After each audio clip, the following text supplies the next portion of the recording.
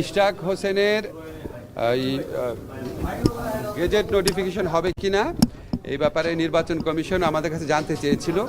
তো নির্বাচন কমিশন তো আসলে একটা সাংবিধানিক প্রতিষ্ঠান, তা আমাদের মতামত জানার আসলে প্রয়োজন ছিল না, কারণ ওনার সাংবিধানিক প্রতিষ্ঠান, ওনারা সাংবিধানিক প্রতিষ্ঠান, ওনাদের সিদ্ধান্ত ওনাদেরই নেওয়ার কথা। আমাদের কাছে যখন মতামতের জন্য পাঠিয়েছিলেন তখন আমরা সংশ্লিষ্ট আইন কর্মকর্তাদের সাথে কথা বলেছিলাম। কথা বলে আমরা যেটা জেনেছিলাম যে নির্বাচনী যে প্লেইন্ট আছে সেই প্লেইন্ট নাকি পরিবর্তন করা যায় না, কারণ এটা হাইকোর্টের রায় আছে, এটা নাকি কোয়াসি সিভিল ম্যাটারে প্লেইন্ট পরিবর্তন করা যায় না। তো ইশরাক সাহেব বোধহয় আপনার পরে প্লেইন পরিবর্তন করেছিলেন, সেই জন্য আমরা একটু দ্বিধান্বিত ছিলাম যে এটা আসলে গেজেট নোটিফিকেশন হবে নাকি এটাকে আপিল করতে হবে, এটা নিয়ে আমরা একটু দ্বিধান্বিত ছিলাম। তো নির্বাচন কমিশন আমাদের মতামতের জন্য অপেক্ষা করেন নাই, ওনারা নিজেরা গেজেট নোটিফিকেশন করেছেন। এটা আসলে নির্বাচন কমিশনের ব্যাপার, এটা আসলে যারা এরভাবে আপনার মামলা করে বা প্লেইন পরিবর্তন করে বিজয়ী হতে চাচ্ছেন ওনাদেরকে জিজ্ঞেস করেন।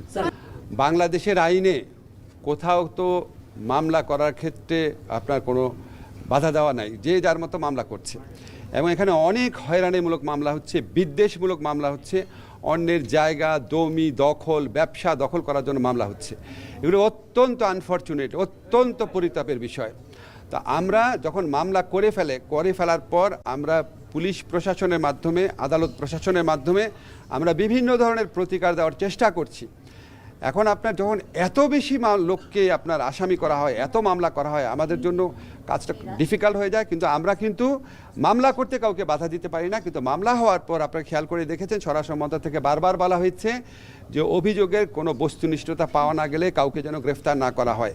আমরা আবার আদালতের পক্ষ থেকেও আমরা যেখানে আপনার বস্তুনিষ্ঠতা নাই সেখানে যতভাবে আইনগত প্রতিকার দেওয়া সম্ভব সেগুলি দেওয়ার চেষ্টা করে যাচ্ছি।